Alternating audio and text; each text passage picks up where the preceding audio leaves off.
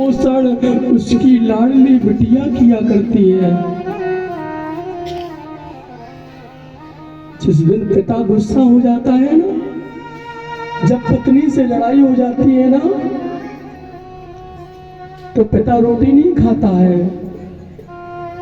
और जिस दिन पिता रोटी नहीं खाए ना, तो पत्नी मनाने नहीं जाएगी, बेटा मनाने नहीं जाएगा। और उसकी लाडली बिटिया को अगर पता चल जाए ना कि आज मेरे बाबूजी ने भोजन नहीं किया, आज मेरे बाबूजी सुबह से भूखे हैं, वो बिटिया रात को 12 बजे सो करके उठ करके रात को भोजन लगाएगी, पिता के कमरे में जाएगी और कहेगी, पिताजी अगर आज आपने भोजन नहीं किया ना, तो आपकी ये लाडली बिटिया भी भूखी ही सो जाएगी। पिता कहता है, देखो आज मेरा बेटा मनाने नहीं आया, आज मेरा बेटा मनाने नहीं आया, आज मेरी पत्नी मनाने नहीं आई, लेकिन आज मेरी बेटी देखो, मेरे कलेजे के टुकड़े को देखो, ये मेरे बगैर भूखी रहना चाहती है। कि कन्याधन जिसने जना नहीं, वो बेटी की विदाई क्या जाने। सजनों, जिस व्यक्ति ने अपने जीवन में बिटिया को जन्म ही नहीं दिया ना, वो बेटी की विदाई को नहीं समझ सकता। आज कंस फूट फूट करके रो रहा है। कंस कह रहा है, विधाता तूने मुझे एक बिटिया क्यों नहीं दी?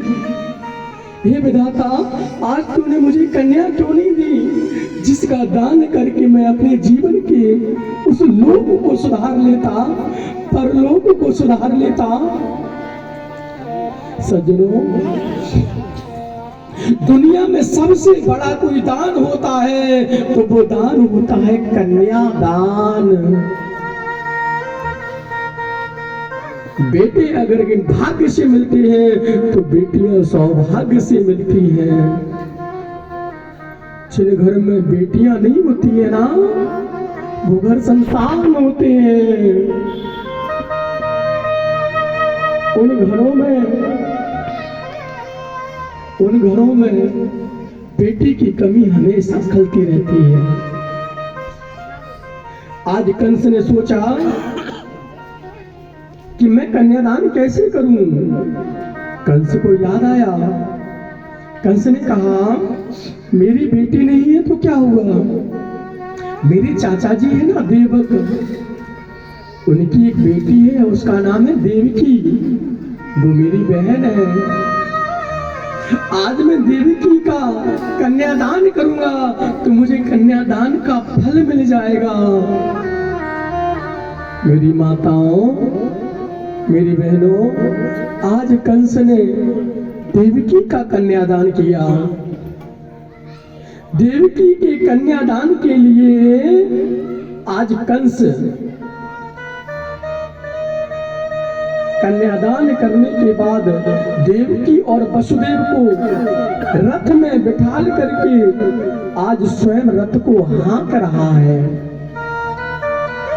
कहता है, मैं अपनी बिटिया जैसी बहन को स्वयं विदा करके आऊंगा। इतने में एक अनहोनी हो गई, आकाशवाणी हो गई, हे कंस, तो जिस देवकी की विदाई कर रहा है, इसका अष्टम बालक तेरा काल होगा, तेरा काल होगा। बस इतना सुना था। मेरी माताओं, मूर्ख और संक ये दूसरे के फूंकने से बचते हैं। इसने सोचा कि मेरा काल इस देवकी के पेट में पलेगा तो ना रहेगा बांस और ना बजेगी बांसुरी इस देवकी को ही मारे दे रहे तो मैं अमर हो जाऊंगा। और जैसे ही मारने के लिए दौड़ा, वसुदेव जी ने हाथ पकड़ लिया। सज्जनों, जीवन का सच्चा साथी वही होता है, पति कहलाने का अधिकार उसे ही होता है जो हर क्षण अपनी पत्नी की रक्षा कर सके।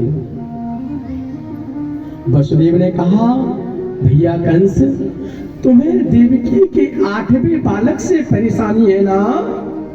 तुम्हें देवकी से परेशानी तो नहीं है ना? तो मैं तुम्हें वचन देता हूँ, देवकी का 8वां बालक मैं तुम्हें दे दूंगा। तुम्हें जो करना हो उस बालक के साथ कर लेना, लेकिन देवकी को छोड़ दो। कंस की समझ में आ गया कि हाँ, मुझे क्या करना देवकी से, मुझे तो 8वें बालक से मतलब है। आज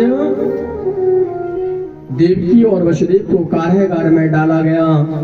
जब देवकी के यहाँ पहला बालक हुआ, प्रथमम कीर्तिमंतम च,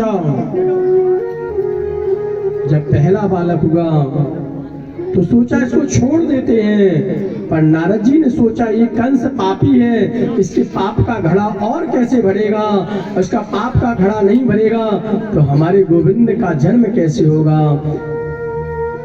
नारद जी ने क्या किया, एक फूल लिया और फूल में से क्या 8 पंखुड़ी वाला कमल बताया और 8 को गिन करके बताया, 1 2 3 4 5 6 7 8, और इधर से गिनो तो 8, इधर से गिनो तो 8। कंस समझ गया कि कोई सा भी 8 हो सकता है, हो सकता पहले वाला ही 8 हो जाए। कंस ने सारे बच्चों को मारना प्रारंभ कर दिया। पहला मारा, दूसरा, तीसरा, चौथा, 5वां, 6वां और 7वां जब मारना चाहते थे तो 7वें में बलराम जी महाराज गर्भ से ही रोहिणी मैया के गर्भ में भेजा गया और बताया गया कि 7वां बालक तो खराब हो गया। अब शांत चित्त होकर के कथा सुनना, मात्र 5-7 मिनट की कथा और है, फिर हम नंद उत्सव मनाएंगे। अब कन्हैया का जन्म हो रहा है। देखो, कन्हैया को जब तक मत लाना जब तक हम ना कहें, जब तक मेरे भैया लोगों, जब तक हम ना कहें जब तक कन्हैया को लेकर के मत आना। क्यों? क्योंकि कन्हैया जब आएंगे जब हम गोकुल में पहुंच जाएंगे। कन्हैया कब आएंगे? जब हम गोकुल में पहुंच जाएंगे। आज काली अंधियारी रात है, घनघोर घटाएं छाई हुई हैं, आसमान नीला हुआ पड़ रहा है, चारों दिशाओं में अफरा तफरी मची हुई है। देवता ऊपर से हाथ जोड़ करके दर्शन के लिए तरस रहे हैं। मेरे गोविंद आ रहे हैं, मेरे कन्हैया आ रहे हैं, मेरे बालकृष्ण भगवान आ रहे हैं। क्या हुआ?